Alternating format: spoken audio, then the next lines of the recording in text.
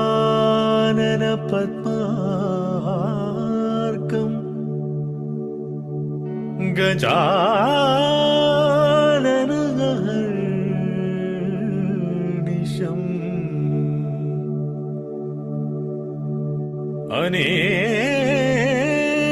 अनेकदन्तं भक्तानां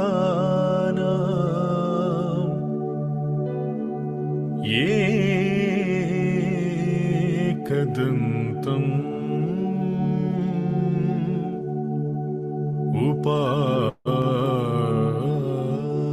उपास्महे एकदन्तम्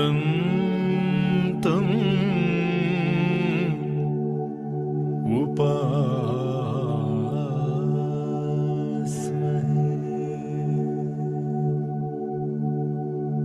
एकदन्तम्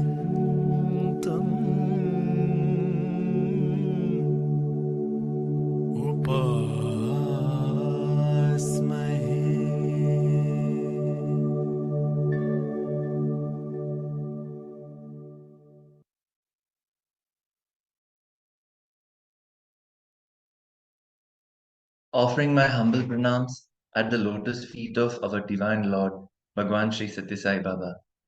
Sisters and brothers, Swami's wish and will are divine. Swami says, and I quote, "Love my uncertainty." What are we? Just a puppet in the hands of the Lord of the universe? Just weeks back, we were all overjoyed when we got the news that Professor Anil Kumar sir will be joining us for this session on Recharge. But now he is sitting with Swami watching us. The puppets enacting the play designed and scripted by Swami. Anil Kumar sir is no longer physically present in between us, but his crisp voice will resonate in the recordings of all those discourses of Swami where he was a translator, in the innumerable talks that he delivered, and in the books that he wrote. The way he used to call out to us as Babu or Raju, the warmth each devotee of Swami felt while talking to him, and the way he made us feel the eternal presence of Swami will surely be missed. He was Hanuman of Sai, where he performed every activity asked by Swami. He was Arjuna of Swami, where Swami guided him at every step and action. He was Swami's Prahlada in the way he surrendered himself at Swami's lotus feet. He will be Swami's Dhruva forever in the way he had that impeccable faith in Swami. We will forever miss you, sir. If Swami stays in our hearts, your voice will always ring in our ears ever after. We have a small dedication hereby for Anil Kumar sir to be played. Jai Sai Ram. In Vrindavan, when we take Pada Namaskar, that day it so happened I went and taken Pada Namaskar. Nobody could hear, and he said, "Are, you did not have belt, pant is loose, be careful." Be careful next. Okay, fine. And then As I told you, my practice to wear these suits showed to Swami first time. Every time when I go in, come on, suit is nice, okay. Walk from that side, this side. Okay. Come on, bend. Okay. That day it so happened, come on, take Padamaskar. When I did it, this is going up.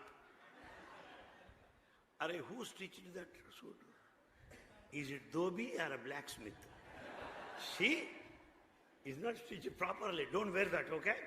Come and get it repaired. I see that. It is so interesting, the personal attention.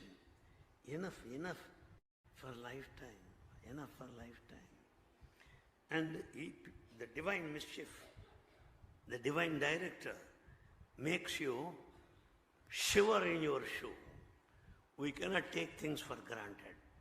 Particularly Vrindavan is a place where you will be put to post-mortem, totally, complete. So that you will never develop ego for 100 lives to come. Because he sits there on the swing. Boys will be very close to him. The poor speaker speaks like that. Swami will giving running commentary to these boys. These boys will be laughing. And poor speaker thinks that he is giving a very good speech. There's one gentleman, I don't mention names. One gentleman begins his talk like this. Sa Ishwaraya Vidmahe Satya Devaya Dhimahe. Immediately Swami's comment, Yemra auto rickshaw la madiri. And that man thinks he's very nice. Vrindavan humor, because they're very close, you know. And there's also another speaker. I don't mention names purposefully. It's only to let you know how funny it is. It's not to make fun of people. No. How humorous one is. There's one gentleman who narrates the same thing in every lecture. Same thing, same stuff. He stood there and started speaking. It was there and what happened, he was telling like that. Arey, now he will tell helicopter experience. Then he started describing that. Arey, now he will tell the military command. Whatever he says, this man. And then he will look at him, very nice, very nice. Very nice. That he got, and laugh at him. Very, very interesting. There's one lady who is very tall and also personality wise, also robust. It gives you one blow, you will not get up for lifetime. And they have gajjal anklets, what do you call it? They make sound. Dancers wear that. And she has that. With all, they make sound, gazelle, jiggle, jiggle, jiggle. And she has got ducky also. So I'm just, come on, sing a song. And she started doing it. What is she doing? Very nice, carry. And then song is over. Abba, what a relief, Ra.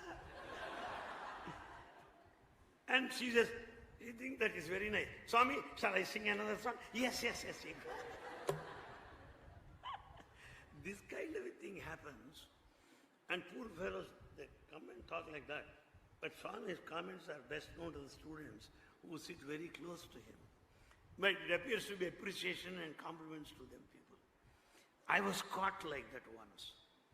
There's one poem written by a poet in Telugu, very famous man. Very famous, known in the whole state. In the poem he writes, women from royal families, women hailing from royal families, when they are in Prashantinalayam, they take broomstick and sweep the floor.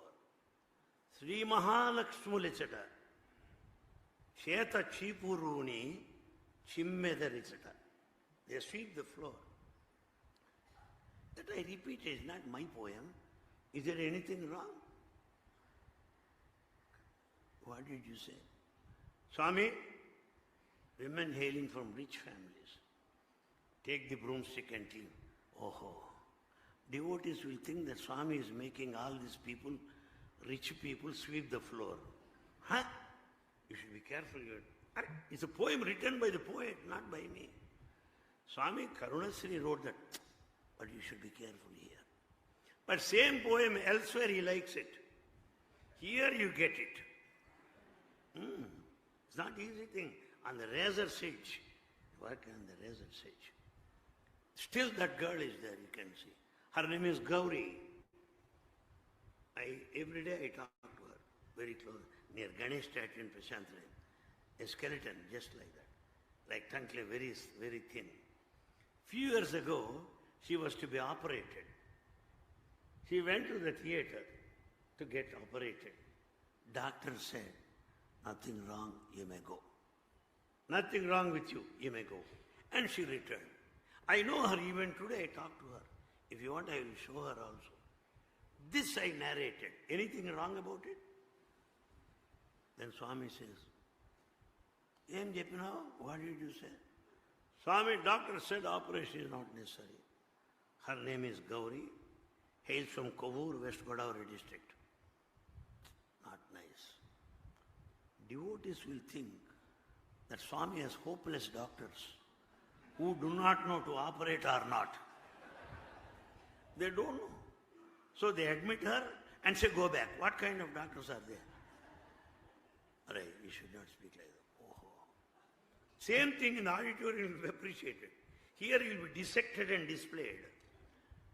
One day I started giving a talk. Anil Kumar thought a message.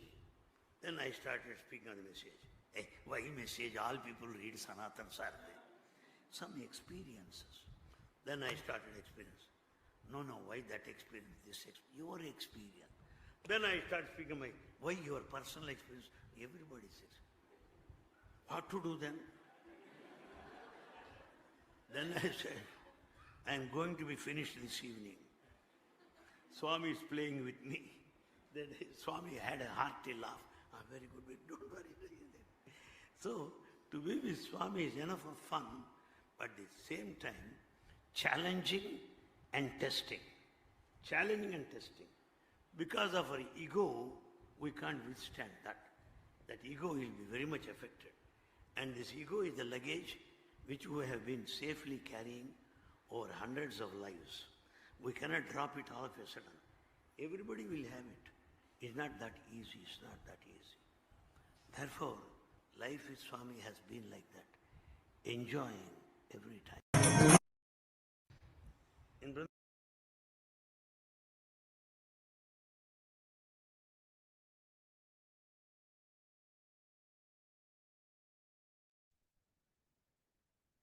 Brothers and sisters, Swami chose the gem among men as his translator and one to share the experiences with his divinity.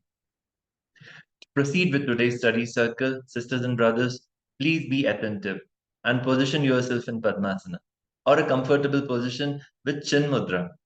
Now, relax yourself and enjoy the bliss of this Kriti played on the screen here on.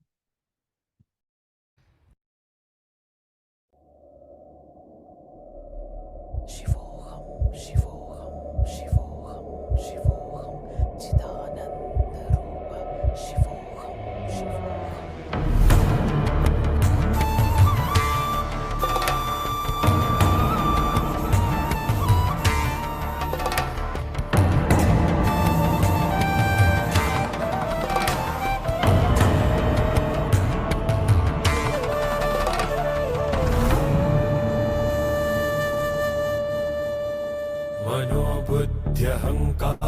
चित्तानि नाहं न च श्रोत्रजिह्वे न च घ्राणनेत्रे न च व्योमभूमिर्न तेजो न वायो चिदानन्दरूप शिवोऽहं शिवोऽहं चिदानन्दरूप शिवोऽहं शिवोऽहं चिदानन्दरूप शिवोऽहं शिवोऽहं न च प्राणसंज्ञो न वै पञ्चवायु न वा सप्तधातु न वा पञ्चकोश न वा पाणिपादम् न चोपस्थपायो चिदानन्दरूप शिवोऽहं शिवोऽहं चिदानन्दरूप शिवोऽहं शिवोऽहं चिदानन्दरूप शिवोऽहं शिवोऽहम्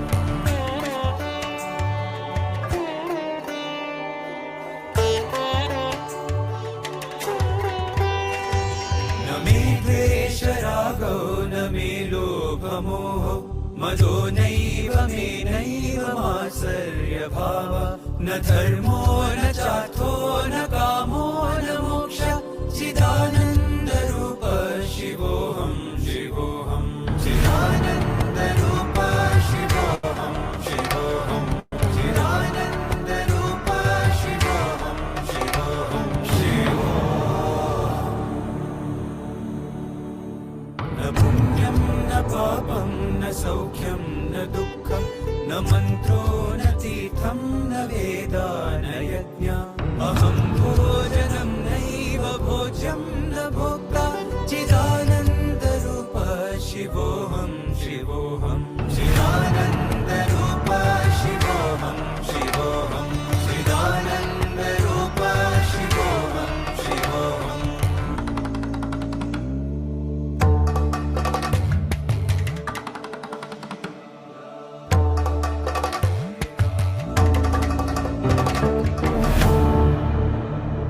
न मृत्युर्न शङ्का न मे जातिभेद पिता नैव मे नैव माता न जन्म न बन्धुर्न मित्रं गुरुर्नैव शिष्यं चिदानन्दरूप शिवोऽहं शिवोऽहं चिदानन्दरूप शिवोऽहं शिवोऽहं चिदानन्दरूप शिवोऽहं शिवोऽहं शिवोऽहम्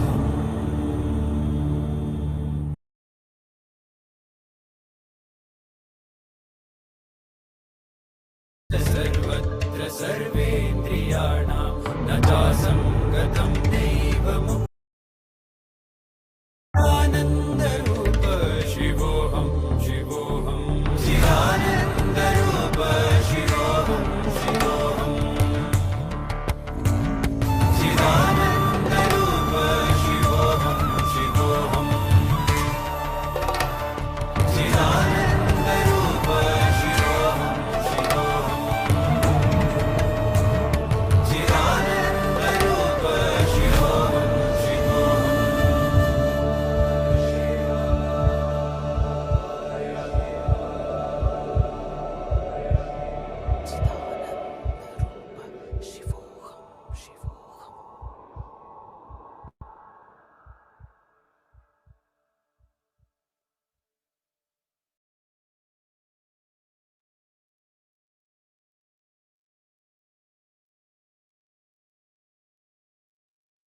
Sisters and brothers, this Adi Shankaracharya Kriti, known as Nirvana Shatakam, is a crown jewel among various Prakarana Granthas created. A 6-verse hymn that guides the chanter and listener to stop identifying himself or herself with the body and the surrounding and have a deeper understanding of who he or she is. The hymn further expounds on the fathomless knowledge of self-realization, one's true nature, and the truth of the entity, being a part of the eternal Brahman, the Paramatman. One by one, each verse negates all the usual identifications with which we relate, repeating and insisting that we are Chidananda Rupam Shivoham Shivoham, meaning I am Shiva, the supreme auspiciousness, of the nature of consciousness bliss. I am Shiva, the auspiciousness. Sisters and brothers, life during youth is always so hectic and busy that we forget to ask ourselves these cardinal questions. Who am I? What is the purpose of my life? We associate our identities with labels of father, son, wife, daughter, sister, brother, etc. But who are we truly once these labels are removed? It is cardinal to know who we truly are and where must we go. With these thought-provoking questions in mind today, I would hand over the session to Brother Kapil Dev Parashar to initiate today's study circle with the prayer of surrender and dedication at the lotus feet of our dearest Lord, Bhagwan Sri Satya Sai Baba. Jai Sai Ram.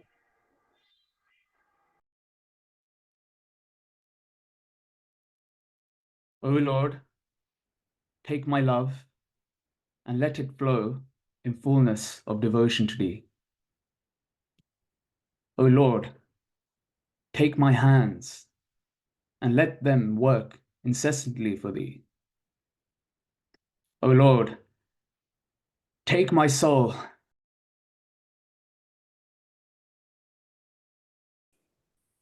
O Lord, take my mind and thoughts and let them be in tune with Thee. O Lord, take my everything and let me be an instrument to work for Thee.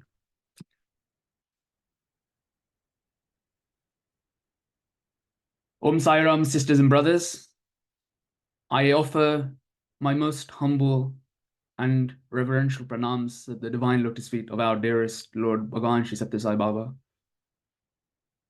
I am Brother Kapil Dev Parashar from the UK, the MC for today's session, and joining me will be sisters Shivani Bhagavatola from Bharat, Rishad Dholakia from the UK, Arunab Prakash from the US, and Brother Jitesh Nair from the Kingdom of Saudi Arabia as facilitators.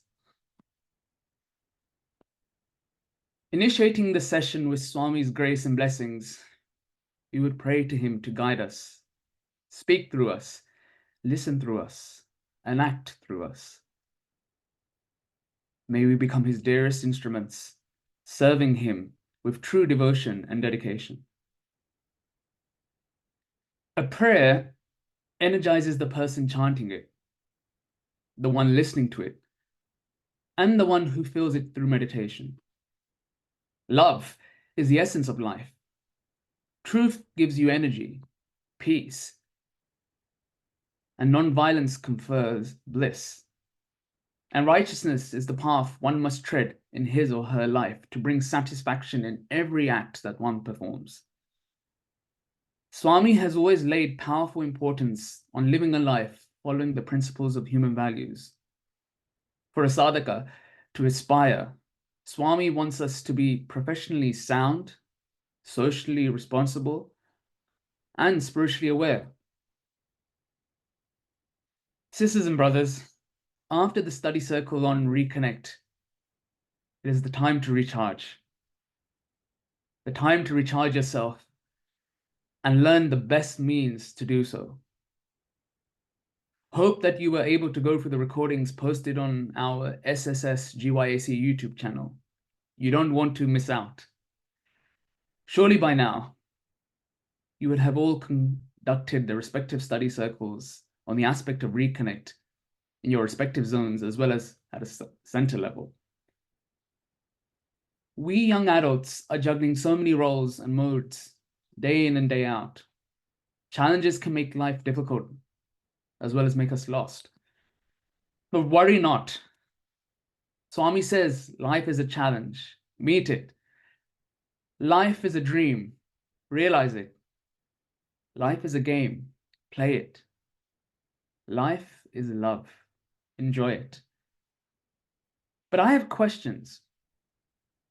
What is the goal of this game? And how do I achieve equanimity in the daily ups and downs of this game? How do I achieve the purpose of my life? How do I decide which path to take? We all believe when Swami says he is God, but what does Swami mean when he says you are God? How do we get from here to that realization? Oh, too many questions. Let's take a moment here to surrender to Swami.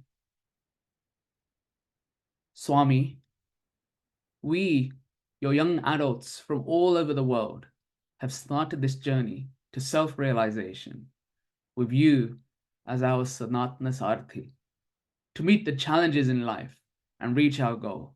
Help us today, as together we try to find the answers to these questions in this one session. Don't you think our life is also like a session? Where we start with many questions in our mind, and by the time the session ends, we receive some of the answers, and to ponder on the remaining ones, we do a recession. In life, we take rebirths. A birth becomes auspicious when the Atma knows well from the beginning of its birth what its true purpose is. Well, talking about that, I'm reminded of a quote we had discussed in the previous study circle, Jantu nam narajanma durlabham, meaning of all living beings, human birth is the rarest. How lucky are we to be born as one? In fact, we are the luckiest. Born as human beings with the closest proximity to the Lord of the universe, and even more so, that we are watched, guarded, guided, and loved by Him. Having the rarest birth, the power to recognize inherent divinity in oneself and every creation cannot be taken lightly. As with great power comes great responsibility. So then what do we do with this power? How do we use this to achieve our goals?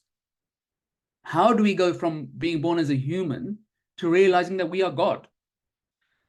Sisters and brothers, to answer this question, I would like to call upon Sister Shivani Bhagavatola and Sister Aruna Prakash. Over to you, sisters. भज गोविन्दं गोविन्दं भज मूढमते सम्प्राप्ते सन्निहिते काले नहि रक्षति डुक्रुङ्करणे मूढजहीहि धनागमतृष्णा कुरु सद्बुद्धिं मनसि वितृष्णाम् यल्लभसे निज कर्मोपातं वित्तं तेन विनोदय चित्तम्.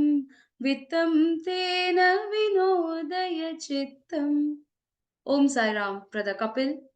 And I thank Swami, the team, and you for providing this opportunity to speak in the august presence of Swami and such a wonderful crowd of young adults. Well, those were my favorite verses from Bhaja Govindam because the meaning is so simple yet subtle. Worship Govinda, worship Govinda, worship Govinda. Oh, fools! Rules of grammar will not save you at the time of your death. Oh, fool! Give up your thirst to amass wealth and devote your mind to thoughts of the real. Sister Shivani, wait. What do you mean? Do you mean the engineering skills I have learned will not save me at the time of death? What do these stanzas mean? Oh, those were the first two verses from Bhaja Govindam composed by the great Jagadguru Adi Shankaracharya. Adi Shankara expounded on the inner meaning of continuously contemplating God. Though sung as a bhajan, the Bhaja Govindam covers the purest essence of Vedanta. I remember Alexander the Great. At his death, his casket showed both his arms outside and empty after many times. So clearly, there is no significance of wealth when death is near. But you may ask, what will constant contemplation of God get me? Well, bhajans or namajapam are the best way to recharge ourselves. Oh, so you sings bhajan too, sister? Yes, sister. Wow, that is amazing. Who taught you to sing like that? Do you have a guru? My mother is my guru. Sister Arunima, we all know that the first guru of a child is his or her mother. The guru who cares for you, feeds you, and guides you, teaching the first lessons of this bhava samsara, this materialistic, superficial world filled with maya or illusion. The mother teaches the child the first lesson of discrimination, to differentiate between good and bad, right and wrong, leading the baby to the right path. Swami actually says that every child born has blessings of 5 mothers. Wait, 5 mothers? Who are these 5 mothers? Yes, the mother who gives birth to the baby. It's the biological mother or the Deha Mata, the mother who sustains and nourishes the baby with her milk.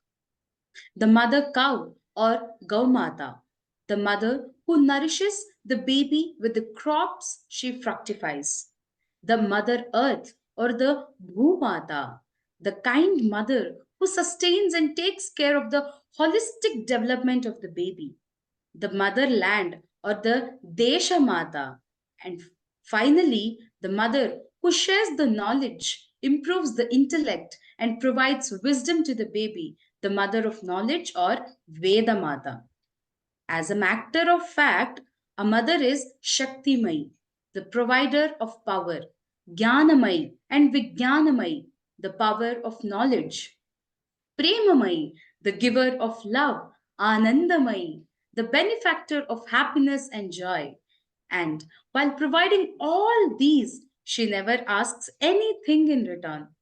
That is why mother is always equated with God. The first lesson that a mother teaches her child is love. Not only love, but she further educates the child about human values. The child feels the first touch of love from its mother and feels at peace in the mother's proximity. When it gradually grows, the mother teaches the baby the right conduct in life, educates to speak and live in truth, to stay away from himsa or violence, and be a follower of ahimsa, non-violence, always. This guru is present in each step the child takes further in his or her life, guides the baby through basic education, societal standards, and behavioral chemistry, and even affirms the education that child takes up in his or her academics. Well, this is the reason all the Vedas and Upanishads extol mother before father, teacher, and even God when they say Mata Pita Guru Daivam. A parent must educate the baby with worldly knowledge. Mata Pita Guru Bandhu Sakha Hari Narayana Hari Narayana. The Lord Himself derives joy and pleasure when He sees the parents are taken care of and the Guru is respected and followed. Talking about the Lord, a question rings in my head. How do I realize that I am God? Now, what is dualism and non dualism? Which one do I choose? If God and we share only an inseparable bond, why did He separate us from Him to be born in this earth, on this earth? Well, let's work on this step by step. Any task, when performed with humility, guidance from the Lord, and pondered with proper analysis, can be achieved easily. Swami says, it is not desirable to give undue prominence to work. Wisdom is the final reward for the blossoming of our mind through action. If we go on harping on duality, when can we achieve peace? From duality, we must progress to qualified non duality and finally to complete non duality. Wisdom cannot be derived by mere acquaintances with many books. It cannot be acquired by learning the Shastras and philosophy. Real wisdom lies in the vision of non duality. Advaita Darshanam Jnanam. The elders say that real wisdom lies in the recognition of divinity everywhere. Firstly, when we ask who is God, the answer according to scriptures would be He is an omnipresent, omnipotent, and omniscient power who rules over the creation. He is the creator of the visible and the invisible. He is everyone, everywhere, all at once. As we said before, we are His creation, who came into being at His will. Swami says, He is God and we are God. But we become so busy with distractions and delusions of the world that we forget we are God. every action we take to get to the realization that we are God. But we get distracted by Maya, illusions of this materialistic world, and so we keep forgetting. How do we constantly remind ourselves of this truth? The Atma forgets that the only eternal is the Paramatma and the Atma itself. One day will come when this body will become feeble and thus the Atma will discard it. It then will move on, receive moksha or liberation, or still will get into the cycle of birth due to his karmas.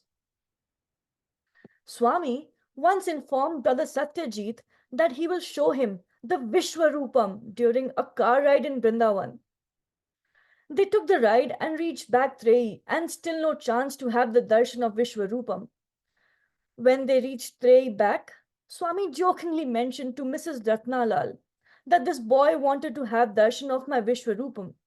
He was so engrossed in the thought of receiving this darshan, but did not witness the grandeur of my creation while we took this ride. The flowers, plants, constructions, people, and even the grains of sand. Every millimeter of this earth is infused with my power. What other Vishwarupam does he need to witness? There is a lot of inner significance in this incident. We go on searching for Lord at religious places, temples, and ashrams, but forget to look around and inwards, where the Purusha and Prakriti merge, where the true Hridaya Nivasi is. He is the creator and the creation. When he is there in every minuscule of this creation, do you not think he is present in us? We just need to realize this truth. Talking about truth as a quality, what attributes you think God bestows upon us? And how do I find these inherent qualities in me? Can you share some guidance on what Swami has given on this, please? Sister Arunima, I think the first would be love. Prema Swarupalara. When Swami would address the masses as Prema Swarupalaras during his discourses, every heart would get thrilled. I would say that the heart would skip a beat. Love, sheer love, and pure love. The love of infinite mothers flowing through Swami. Every part of this creation is the implicit proof of the love that flows through him to us. The wind that blows, the oxygen that we breathe, the rivers that flow, the flora, the fauna that support the survival, the food chain, and what not. Every aspect is love. But do we share the same love for the Lord and His creations as well? We are consuming every bit of this macrocosm for our benefits and personal gains. Nothing is spared, whether it be the terrain, the deep oceans, or the vast sky. Various countries are now even trying to create their predominance in the outer space, utilizing every resource around us for our advantage and raising our comfort levels. We have even deteriorated the nature and depleted the natural resources to our wishes and will. When Swami says love is the essence of life, it is not just to love fellow mankind or animals and birds. We need to love and take care of every part of this creation. I mean, how much are the Purusha, that is God, and his Prakriti, that is Mother Nature, going to take care of us all? Nature and Mother Earth only ask for love and care in return. Are we sharing the inherent love that Swami has given to us with everyone and all of his creation? A thought to deliberate upon. We leave this question open ended for all of you, brothers and sisters, to ponder further. Now, what is the next eternal principle or attribute of the attribute list? I would say it is truth. Satyam, Shivam, Sundaram. God is the eternal truth. Truth is the Paramatman, Shiva, and Shiva is the most effulgent, magnanimous, and unparalleled to anything. There is none before him and none after him. Truth is like an energy that emanates from the Lord. It is said that the person who follows the truthful way of life and walks on the path of Satyam achieves every goal of his or her life. Scientific experiments, like the one where snapshots were taken from the Kalian camera, have proven that one who lives life with righteousness remains honest in his or her actions and tasks and exhibits the quality of genuineness in thoughts, words, and deeds, has a brilliant and enigmatic aura. The person who stands out from the crowd distinctly from the millions.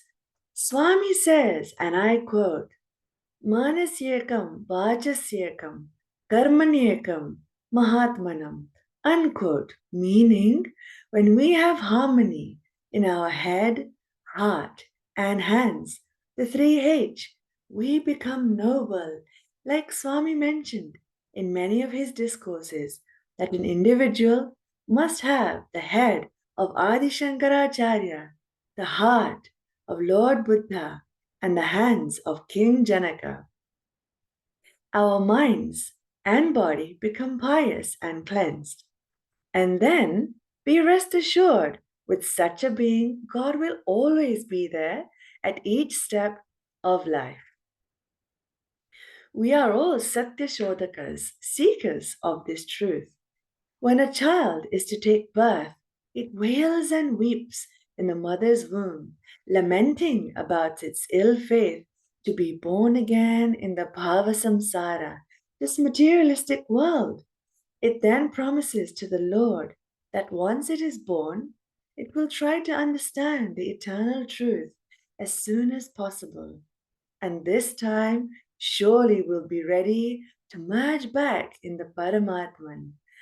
But once it is born and gets engulfed in the Maya, that is delusion, it gets the company of Kama, Krodha, Lobha, Moha, and Mada, and Matsarya accepts them as its companions and again gets entangled in this Mrityuloka. And then, with the endless cycle of promises, birth and death continue.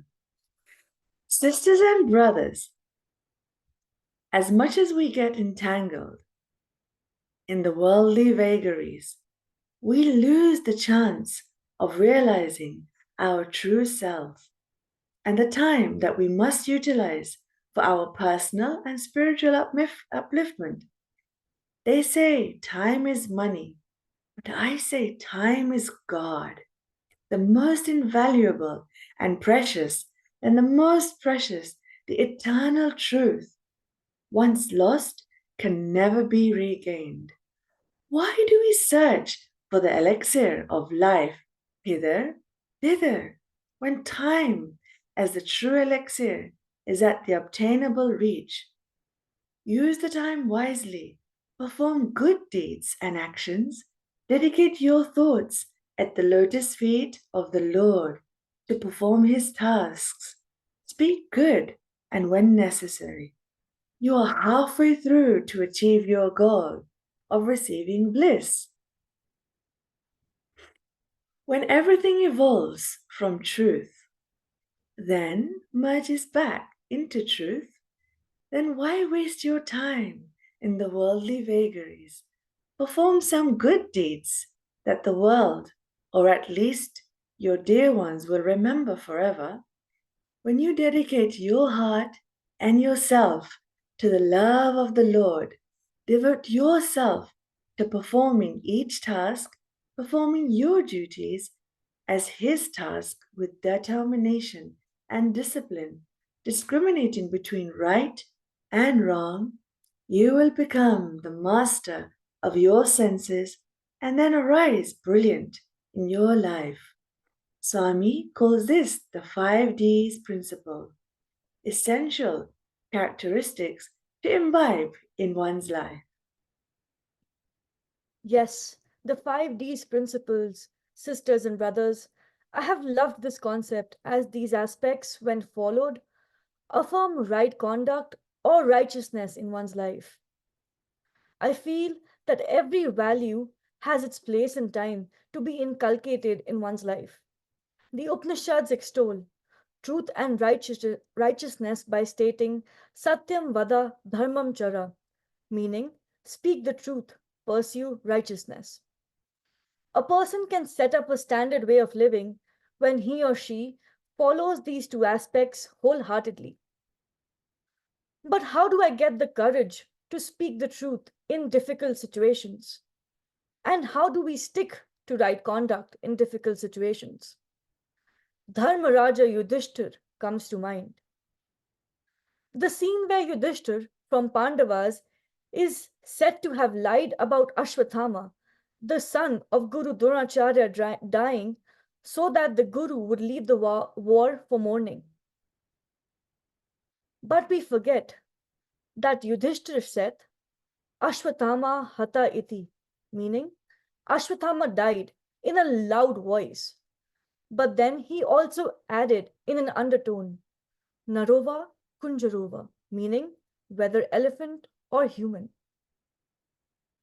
He was a follower of truth and was sharp witted, but he achieved his target by never stepping out of his dharma.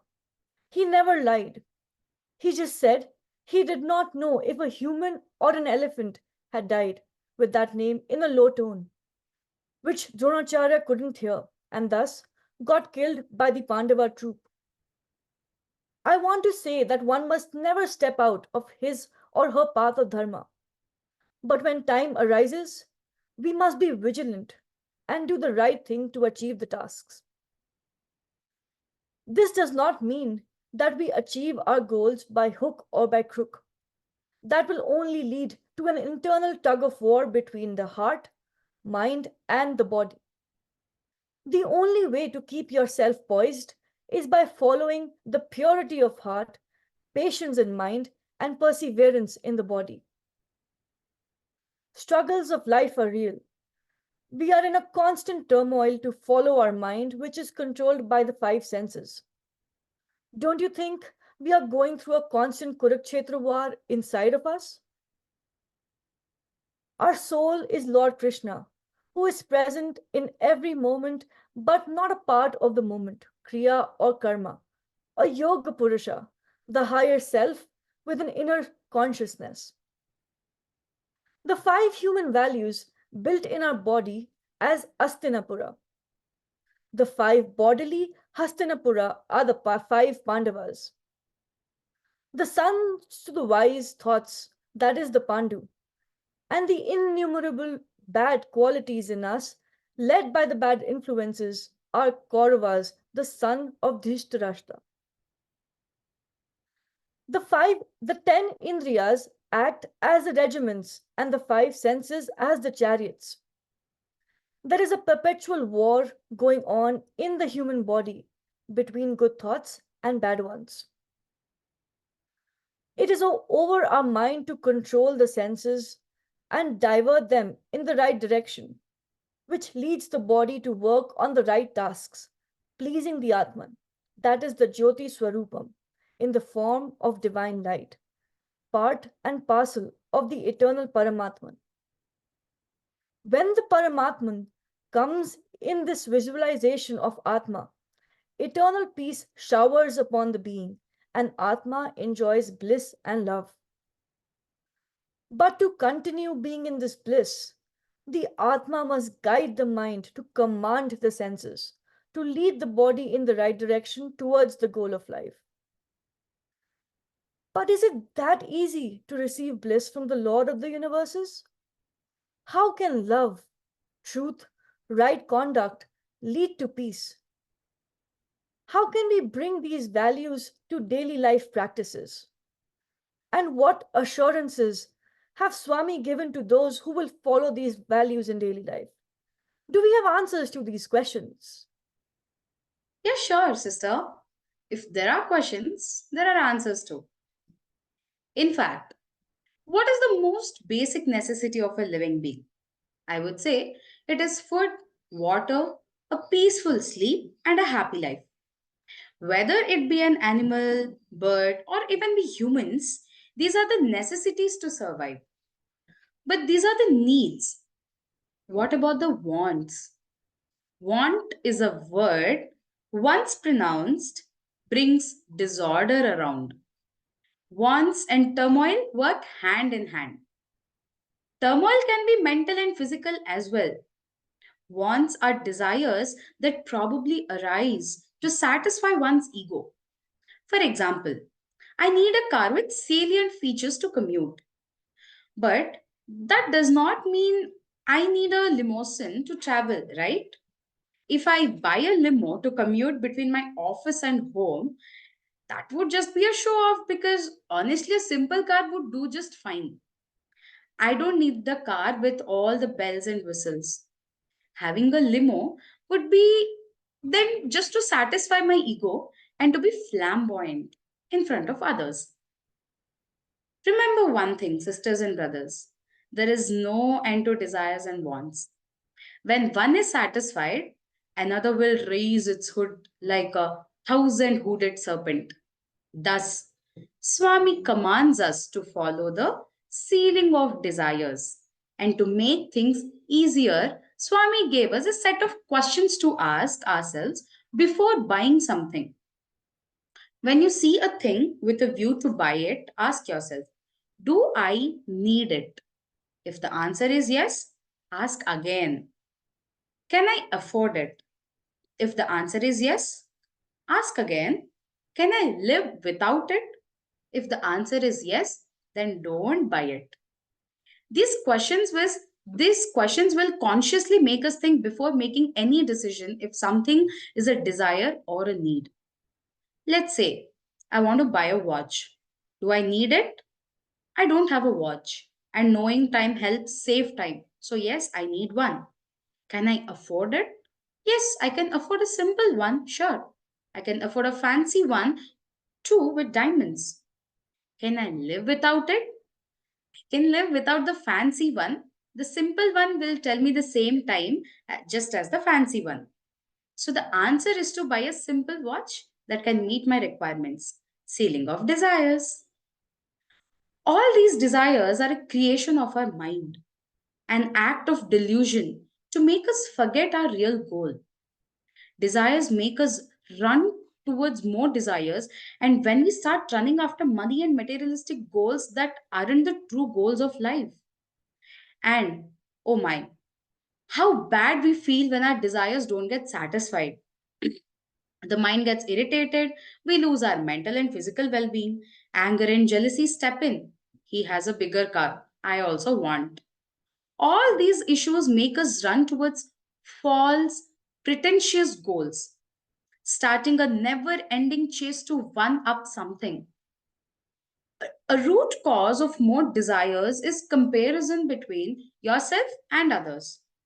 So then, how do we be content and satisfied with what we have? The day man will stop craving for things and end his or her greed, peace will set in. Swami says, simple living, high thinking. If I am at peace, I would encourage also others also to be at peace. Swami in 1966 during a discourse said, everybody desires peace and says, I want peace, I want peace, I want peace. When I ask the overseas devotees who come here, what do you want? They usually say, I want peace. How many words are there in this sentence? There are three words. If you remove the two words, I and want, meaning ego and desire, you get peace ready made served on the plate. The day man stops comparing himself with others and countries stop comparing themselves with other countries, the world will be at peace. Our ancestors lived a happy life because they had contentment. They were happy with what they had and believed in the act of sharing with others. Money mattered the least. The thirst was for knowledge, love, peace, and enlightenment. Remember one thing for sure, if you let your mind go wayward, it is sure to get affected by worldly desires and ask for more and more and more. So, a lesser known secret to peace is a ceiling on desires. When genuine Shanti is won by the control of the senses, only then it can be called Prashanti. A practitioner of Prema, Satya, and Dharma, when gets absorbed in peace, he or she is sure to follow the path of Ahimsa. I remember in the Anushasana Parva of Mahabharata, Yudhishthira is asked by Lord Krishna to receive the jnana from Bhishma Pitamaha. During the discourse, the aged grandfather on his deathbed announces, Ahimsa paramo dharmas tadahimsa parottamaha. Ahimsa paramam thanam ahimsa paramas Ahimsa paramo yajñas tadahimsa paramam balam. Ahimsa paramam mitram ahimsa paramam sukham. Ahimsa paramam satyam ahimsa paramam sharutam. Which, when translated, means abstention from cruelty is the highest religion, the highest self control, the highest gift, the highest penance, the highest sacrifice, the biggest strength, the best friend, the highest happiness, the highest truth, the highest Shruti. But cruelty to what? What is the definition of cruelty? Can we say that anything that comes in excess is cruelty? Is being desirous cruelty to self and others? How can I help ever and hurt never in daily life?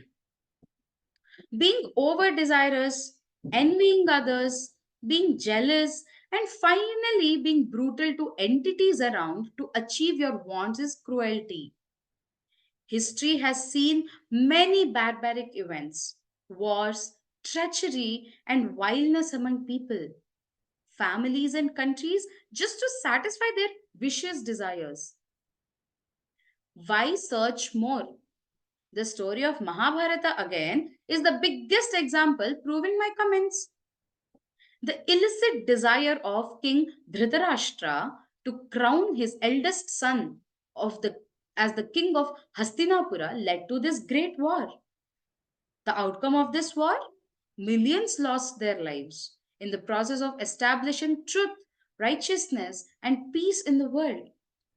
Many of who were not even directly responsible for their actual acts. Mothers lost their sons, wives, husbands, sisters, brothers, and kids their fathers, uncles, and grandfathers. There was only loss from this war. Was this right? Probably yes. And I have an answer for this too. The stanza from Mahabharata that says, Ahimsa paramo dharmaha, dharma himsa tathaivacha, meaning non-violence is the ultimate dharma. So too is violence is service of dharma. Lord Krishna tried every possible way to establish peace between the Pandavas and the Kauravas. But the Kauravas did not heed. They did not follow the path of righteousness. They were astray from the path of truth and right conduct.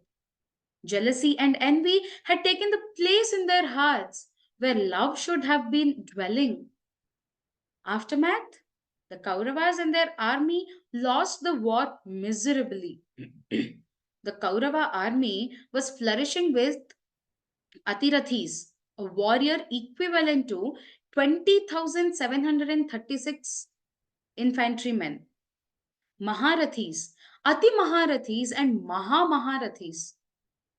Well, even then, they failed because Lord Krishna was on the side of Pandavas. Why? Because truth, love, and right conduct were on the side of Pandavas.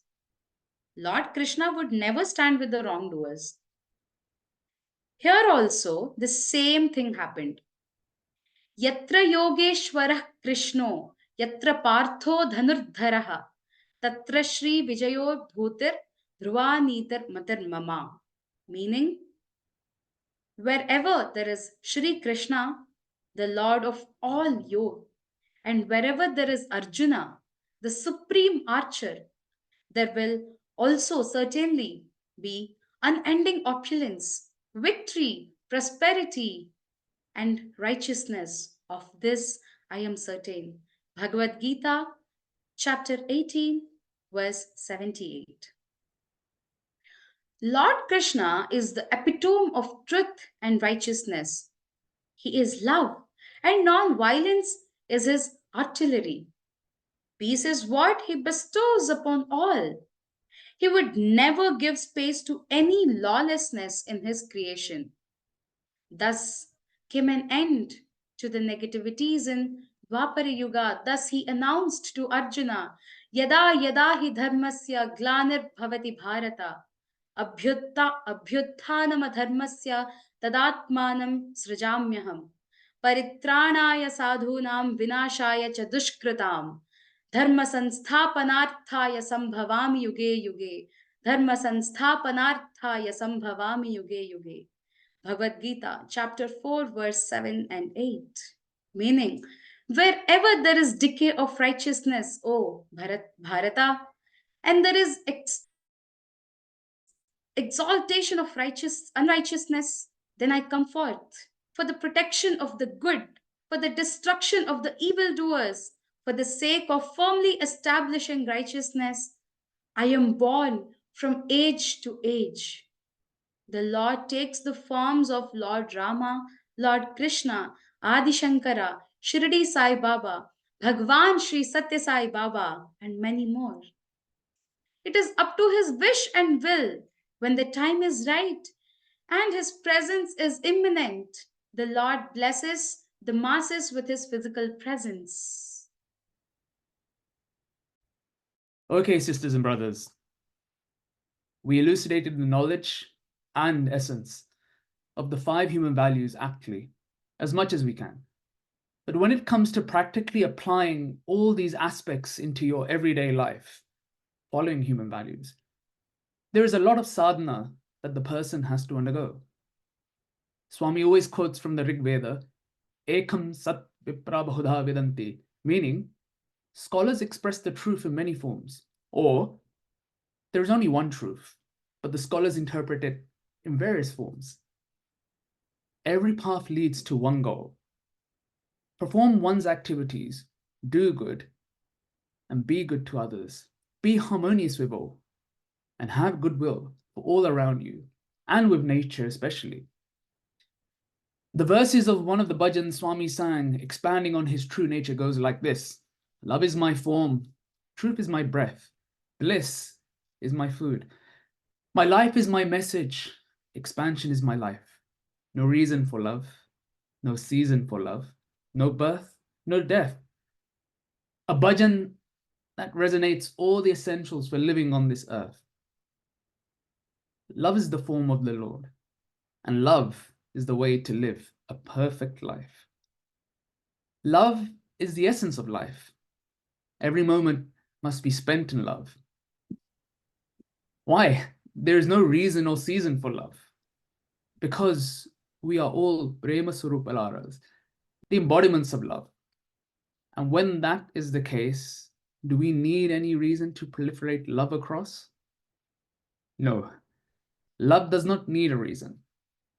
Swami laid his life as an example for all of us to follow. And what a divine example it is. The people around the world follow various faiths and modes of living. Some follow the Sanatana Dharma. Some are Muslims, some Christians, Jews, Jains, Parsis, Sikhs, and some even atheists. The most important matter is to initiate and start working over yourself. Follow the commands of Swami. Swami never differentiated between the individuals, whether from any country, faith, caste, creed, language spoken, or tribe. Swami considers everybody as his sons and daughters. Millions visit him every day, some for their personal and or for professional gains, some for their sadhanas, some for illumination, but very few for reciprocating the love he shared. Swami mentions, I give you what you seek so that one day you will seek what I have come to give. But still, there are many questions remained unanswered. And some of those questions are as follows, such as, how the bundle of desires exhaust and the wants end? How to be desireless and have the attitude of sacrifice? When will we understand the true treasures of life? What is more important, quantity or quality? Where should we be with Sai? On his lips or his heart? How can we be close to Sai? Who is closer to Sai? Oh my Sai, even after all these discussions, we are still confused and have so many questions unanswered. How is this monkey mind going to be satisfied? For this, I would suggest getting some external support.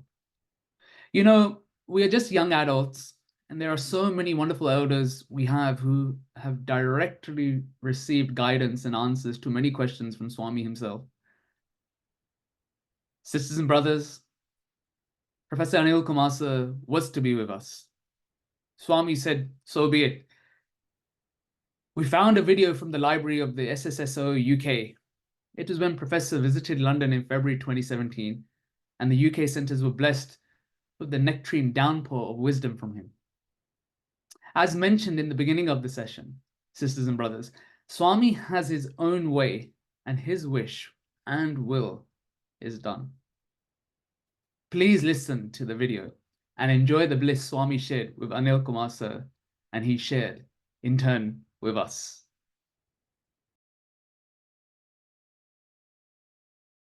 My humble pranams at the lotus feet of our most beloved Bhagavan, dear brothers and sisters. This is going to be the last session for this trip. Well, I feel my trip to UK ended before it began. All the week flew just like that. Though very cold outside, you made me very comfortable with your warmth of love. Yes, I'm quite comfortable. And everywhere, all devotees attended in good number and they were highly receptive. I should tell you, my friends, by virtue of my experience both in India and abroad, the statement is very much true. Nearer the temple, farther from God.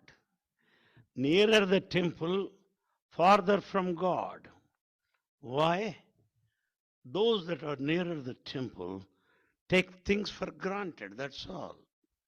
But those who are at a distance think of the deity for long, in depth, with focused attention.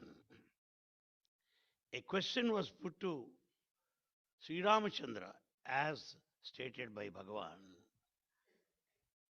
Bhagavan in his discourses mentioned this that really impressed me, which I share everywhere. What is that?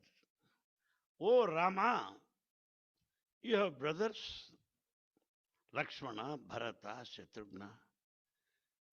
Among these, who is the greatest of the three? Who is the top man among the three of brothers? It's a very difficult question. See this. Rama immediately said, Bharata is greatest. Then people around said, Rama is a bit biased. The judgment is not proper.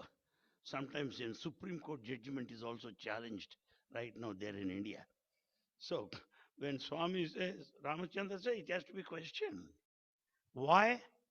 Lakshmana stayed with him throughout. And he left his wife there, Urmila, and stayed with Ramachandra, taking care of Sita and Rama, doing night duty, had forsaken everything. Then how does the Rama say Bharata is greater than Lakshmana? There can be any other example which is more partial and meaningless than this? Now Swami's interpretation. Bharata being away from Ramachandra, there in Ayodhya, thinks of Rama much more than Lakshmana, who is very close to him. Lakshmana being very close to him has no other chance, no deviation, no diversion of attention, no avocation, no other profession other than to serve him. Whereas Bharata being far off, while taking care of the kingdom, kept his sandals on the throne and ruled the country in the name of Ramachandra. So Bharata is greater than that. Likewise, my friends, never feel you are away from Prashanti. Never in the wildest dreams feel that we are closer to him than you. Certainly not. If anyone feels I am close to Bhagavan, he is ignorant. Just excuse him. If anyone feels that I am distant from Bhagavan, he is innocent. Pardon him. No one is away from him. No one is close to him. Perhaps for administrative purpose, some may be very close to him for functional aspect. But as we see Swami talking to a couple of people quite frequently, we feel how lucky they are. But if you follow the conversation, you will certainly decide not to be that close. It is very good to be comfortably distant. I had such a bitter experience, I know that. It's born out of experience, not mere observation. Long back in the year 1988, it was Silver Jubilee celebrations of such an organization. And Swami was talking to me every day, morning and evening. All devotees from Andhra Pradesh, they feel that Abba, Anil Kumar is very lucky. Swami is talking to him, see that. He is our state president, very good. He felt proud of me. Many might have felt jealous also, quite common. But he was talking to me. What did he talk? That is important. That year, when Chavan, S.B. Chavan, was the Minister of Rural Development, he happened to visit Prashantanilayam. And that year, World Council decided that Andhra Pradesh, West Godavari, is best in service activities. That it should receive a cup rolling shield from Bhagavan. That was the announcement. The then World Council chairman said, Mr. Anil Kumar, on behalf of the state, you'll be receiving the cup. A very pleasant thing. Good. What is the dialogue going on between me and Swami? What did he say? Oh, Andhra Pradesh best state. Ah, it is news to me. News to Swami. And that evening again comes to me. West Godavari, best district. Had you been there any time? No. You are there to receive the cup without going over there. Next day morning, how those fellows decide which state is better than the other? Some of these cities are resourceful. Some of the villages, they have ample time. So those activities taken up by villages at the rural centers, as you know, can no way be compared with urban areas. How do you say it's the best area? Oh, okay. There the Abba Anil Kumar Swami started. Next day again, Anil, have you brains? Have you brains? Can't you think that much? You attend World Council meeting, can't you get up and say that it is wrong to decide any state as number one? Can't you say that? You speak everywhere on all the streets, but can't you speak there? Can I tell all these things to my colleagues? When they are saying you are very lucky, I am really lucky. I wish you should not have that kind of luck.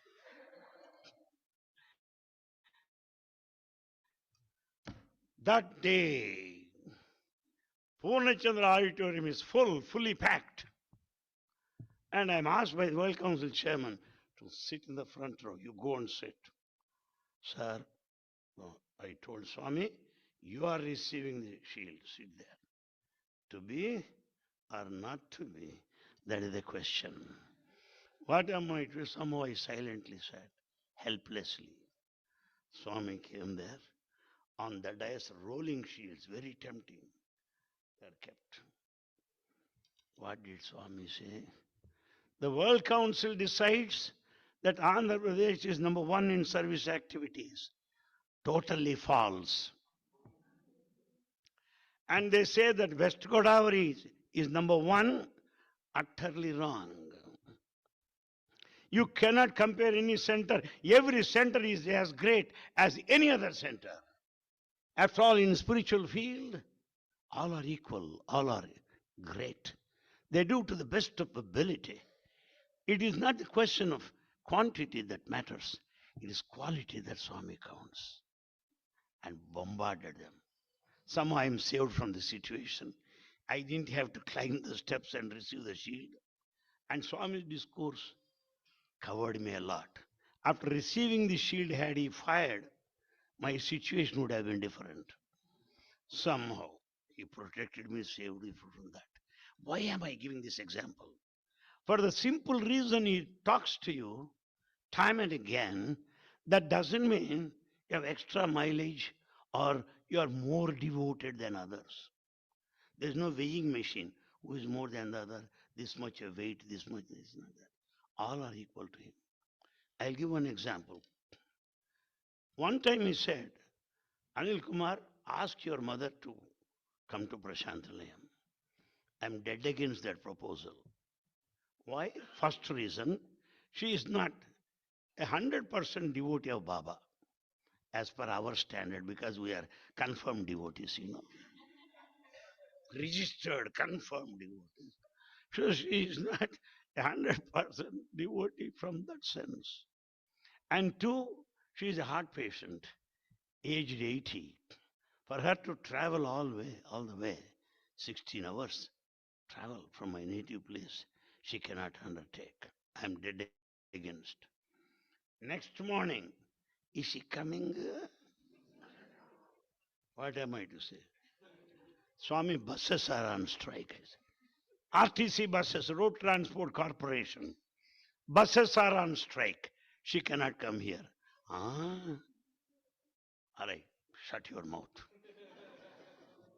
There in the Purnachandra auditorium, far behind, is seated manager of RTC depot from Vijayawada.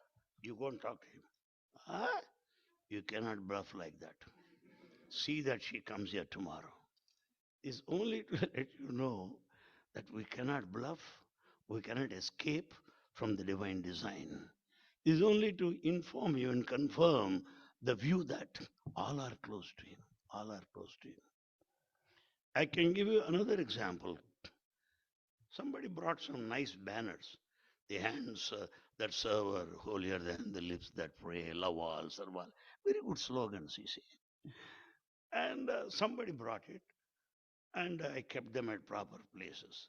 Swami comes there. Very nice, Yes, Swami said. You got them here. Very good. No, I know. Krishna Rao, LIC agent from Guntur, he got them done for you. Why do you say you have done it? You cannot grab the credit of others. Why do you do that? I'm sorry, Swami, I will not repeat it. This is only to say that he may not talk to everybody, but he knows everybody. He knows everybody. All are close to him. And sometimes he says, Swami, let me namaskar. No. Just go, heartlo just go. You should find place in the heart of Sai, not on the lips of Sai. It's not necessary that we should find the place on the lips. It is necessary in the heart of Sai. I can give another example.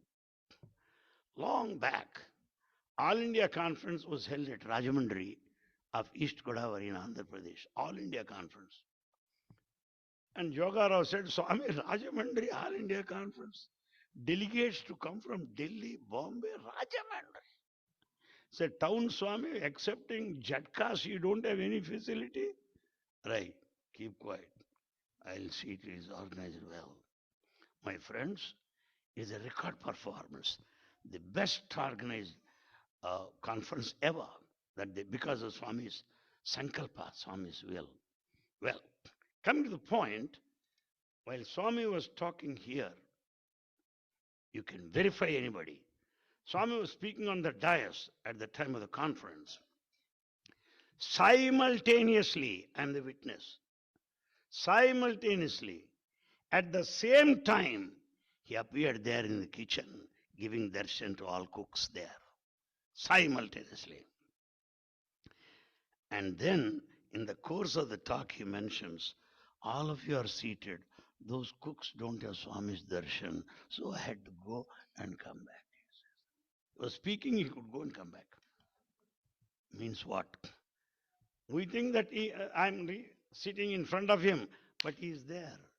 That's the reason why, while Swami giving darshan, he does like that. I am here, I'm not an ant or a mosquito.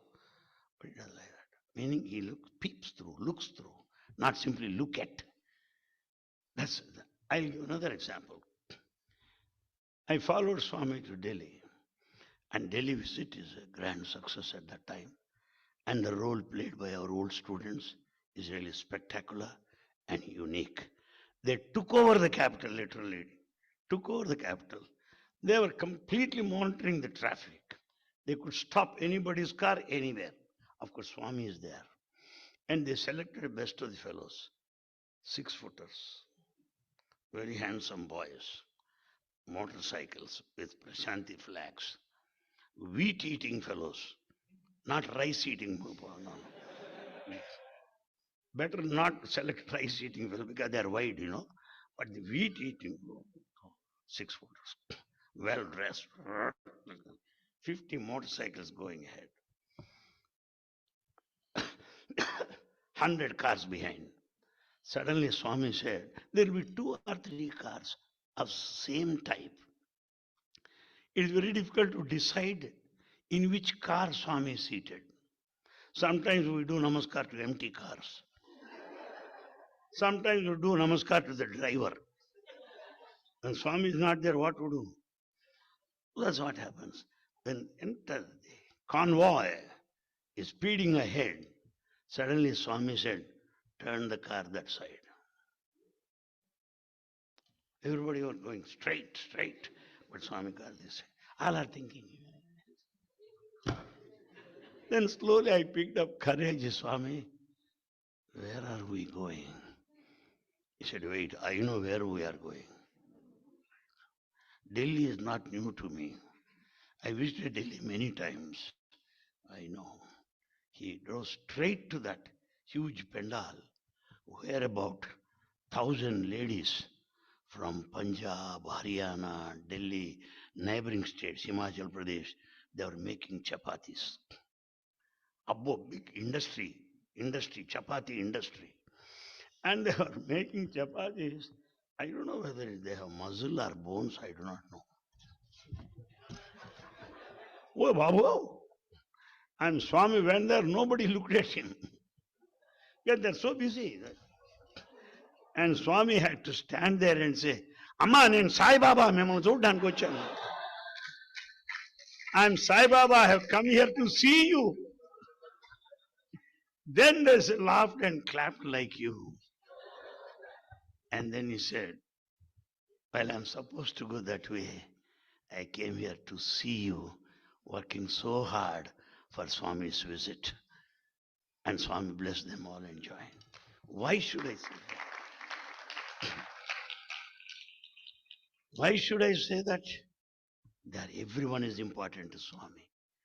To feel that I am VIP, very important person, is an expression of Himalayan ignorance. In front of Swami, no one is a VIP. But VIP has another meaning, very insignificant person. Very insignificant person, just like that. That I watched just like that. Once a Supreme Court judge, Balakrishna Iradi, Kerala. He came for Swami's darshan, he sat outside. He called me, Anil Kumar, come here. Please tell Swami that I came here. I thought, Supreme Court judge, I got great honor to tell Swami. Why not? I went inside Swami. Amy. Supreme Court judge వచ్చాడు Swami. Has any horns there? You also sit by his side. He doesn't go by the cadre. He doesn't go by your scholarship. He doesn't go by your property or your richness of the wealth. He looks at the heart. That's most important. He wants your love. He wants your devotion. Nothing. But all other hello, functional purpose. But he knows who he is. He knows everyone. I can also give you another example. Before coming to Prashantanam and Vrindavan, I was working there in Andhra Pradesh Satsang organization. I was vice president of Satsang organization.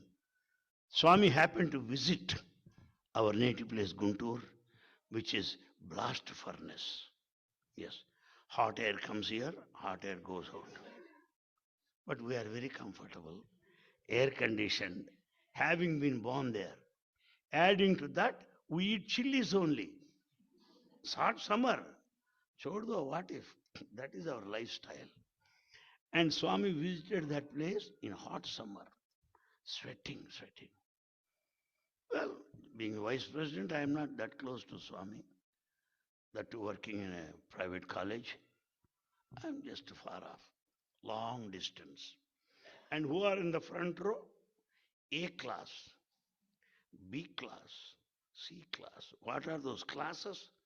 Those that paid more than 10 lakhs. Those that paid more than 5 lakhs, like that. Well, I lack lakhs. I have nothing to give. So I was, but I know all villagers because I visited almost all villages, 1,000 Sai centers.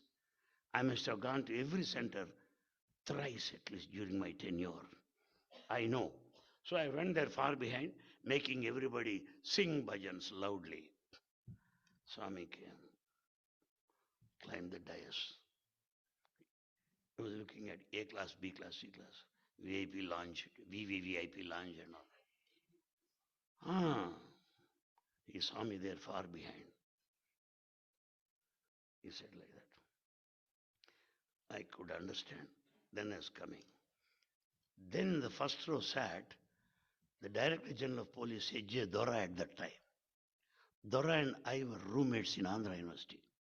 He said, Anikumar, don't go like that. He will shout at you. Why do you go like that? Or he will shout at me, not at you, right? And you are not my boss. You are a police officer. I am not a criminal. Let him shout at me, Choddo, what if? I went there.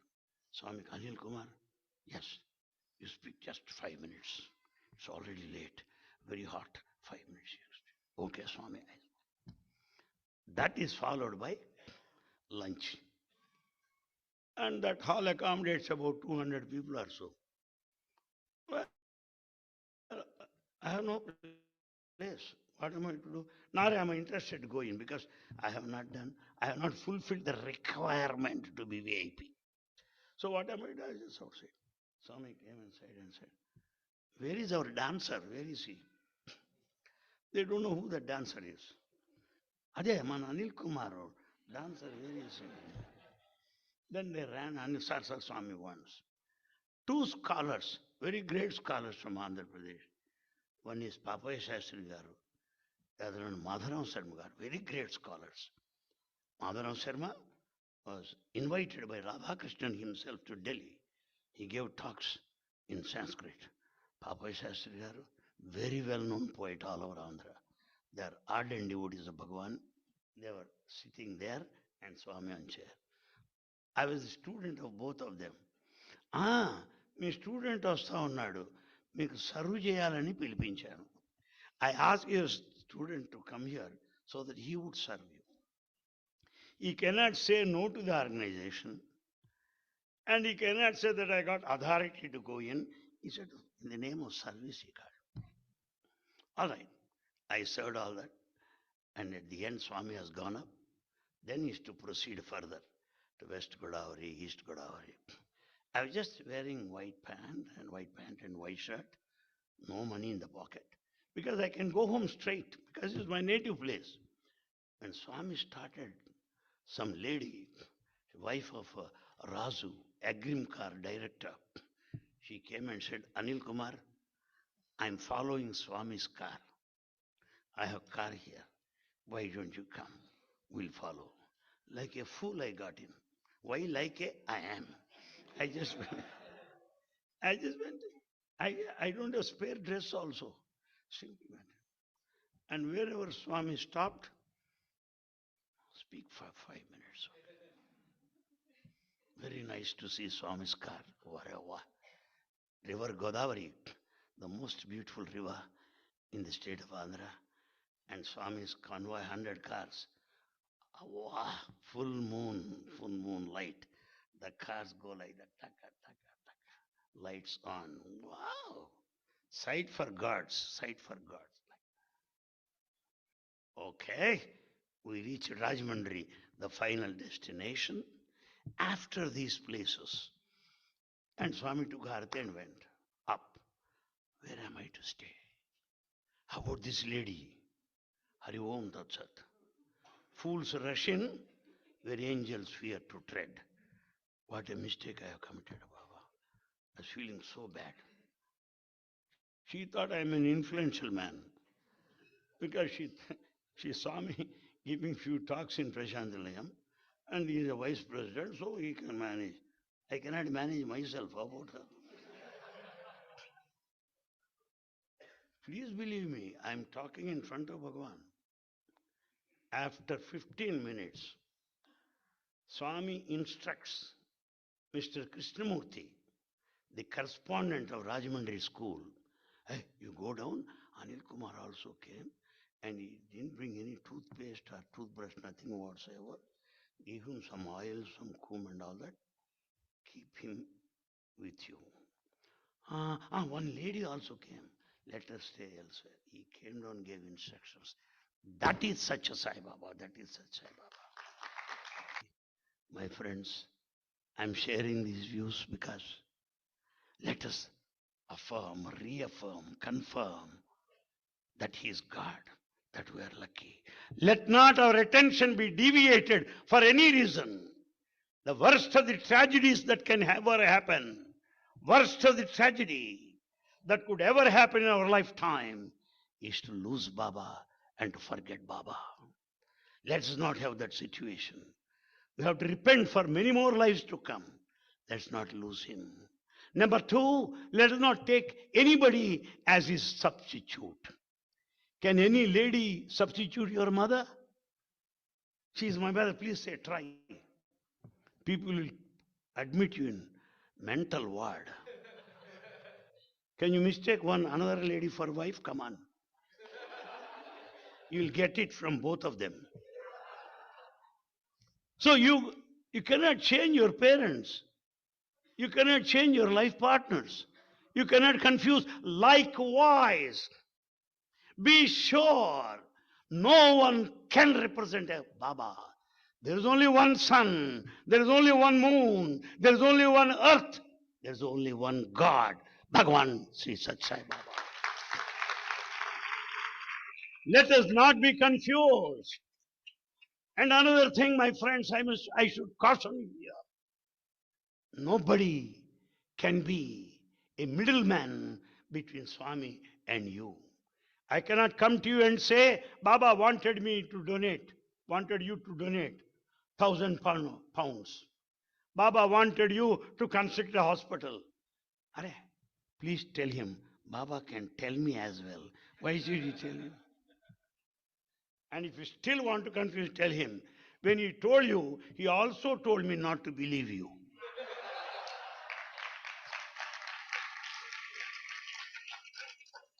Therefore, we don't need any middleman, no intermediate person. Because Swami announced on the dais, I am going to have water project here. You will have it next year. You must have seen 2 ladies came there. Announced on the dais, 300 crores each. There's no middle. Swami inspires. Swami motivates within. So don't be carried away by such false claims. No. Direct contact. Nobody can say, I represent your wife, let me tell you. Or shut up. Please don't do it. I want to live for some more time. Nobody can say, your mother wanted you. No, no, no. Direct between Swami. And thirdly, some may say, I'll tell your future. I'll tell your past. I'm not interested in past because I know my past is not that great. My past is not that great. I know your past. You are not worthy enough. I know that. So let not believe those people that speak of the past, because past is death. Past is past. Past is beyond recovery. Some may say, I'll tell your future. Please wait. First, take care of your future first. Why? Future is uncertain. Future is uncertain. Past is beyond recovery. Live in the moment. Live in the present. That's what spirituality is. Where is Baba? You cannot say he is in, well, he is not there physically with us. No. Where is Baba? Here and now. Here and now. That should be the answer of everybody. That should be our answer. My friends, I can go on and on like this because I spent so many years with him. I do not remember the family matters, but I remember Swami's discourses thoroughly. Nobody can confuse me. I can give exact dates and page number also. Perhaps he is making use of my services this way. My humble pranam.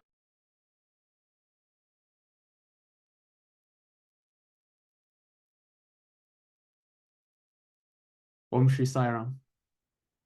Brothers and sisters, what a wonderful video. And some wonderful reminders for us all. As Sir had mentioned, there is only one sun, one moon, one earth, one Bhagwan, Shri Satya Sai Baba. Nobody can be a middleman. No one can be a substitute. There is only Swami for us. Past is past. It's beyond recovery. And there's no point worrying about our future. It's uncertain. So let us live in the moment, the present, which is the omnipresent. Swami is here and now. Let us not forget these immortal words. Sisters and brothers, we thank Swami for blessing us to go through this video. This is just an excerpt from the video, and if you wish to watch the full video, it is available on YouTube. The link is posted in the chat box for your reference. My pranams to you all.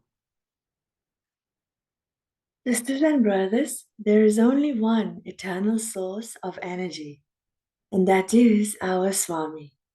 We would suggest and recommend you all read, listen, and imbibe, follow his teachings. The Sri Satya Sai publications has many works of literature published through their print press in hardcover and digital formats. Read them. We have the Sri Satya Sai Media Center tirelessly working and sharing divine discourses, melodious bhajans, and enticing satsangs and experiences. The Prashanti Connect app continues to connect and recharge each of us through the various features shared there. Take the full benefit of these blissful packets. Be connected with your center activities. Involve yourselves in all the service projects. Support your elders in all the endeavors the center works through. Have the Seva Manobhavam, the service attitude. Support the Shakti wing, the Sri Satya Sai spiritual education wing, in whatever ways you can. Get drenched in the love of Sai. Be a spiritually elevated person who adores the Lord and his creation. And with that, get recharged and illuminated with His divine bliss and grace. Jai Sai Ram.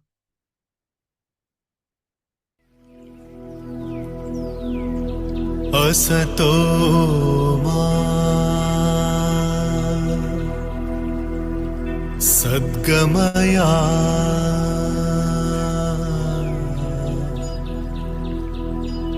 तमसो मा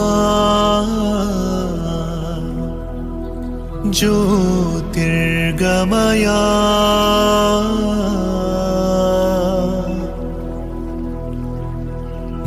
मृत्योर्मा अमृतं गमया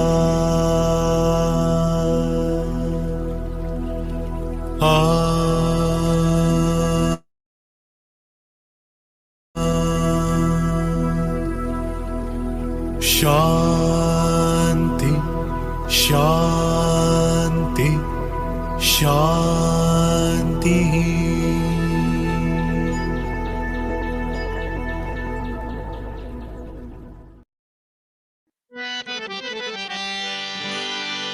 ॐ जय जगदीश हरे स्वामी सत्य साई हरे भक्त जना संरक्षक भक्त जना संरक्षक पति महेश्वरा ॐ जय जगदीश हरे शशिवदना श्रीकरा सर्वा प्राणपते स्वामी सर्वा प्राणपते आश्रित कल्पलतिका आश्रित कल्पलतिका आपतांडवा ॐ जय जगदीश हरे माता पिता गुरुदैवं मरियन्तयु नीवे स्वामी मरियन्तयु नीवे नाद ब्रह्म जगन्नाथा नाद ब्रह्म जगन्नाथा नागेन्द्राशयना ॐ जय जगदीश हरे ओंकार रूप ओजस्वी गोसाई महादेव सत्य साई महादेव मंगल आरती अंदुको मंगल आरती अंदुको मंगल गिरिधारी ओम जय जगदीश हरे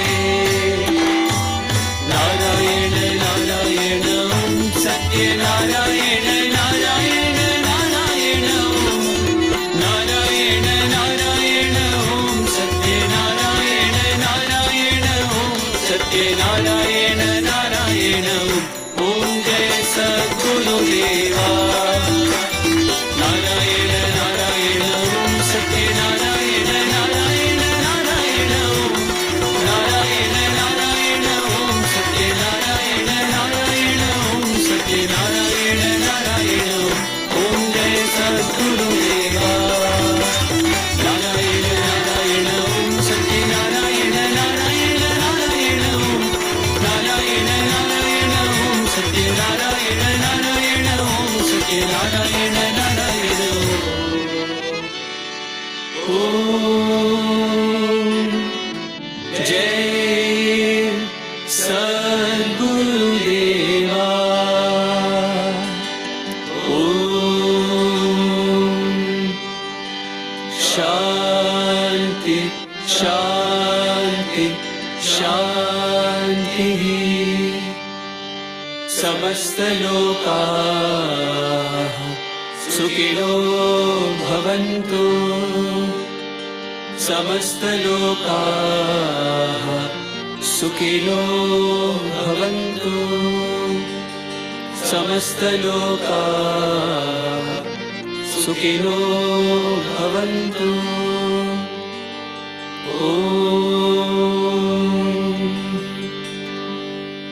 शांति शांति शांति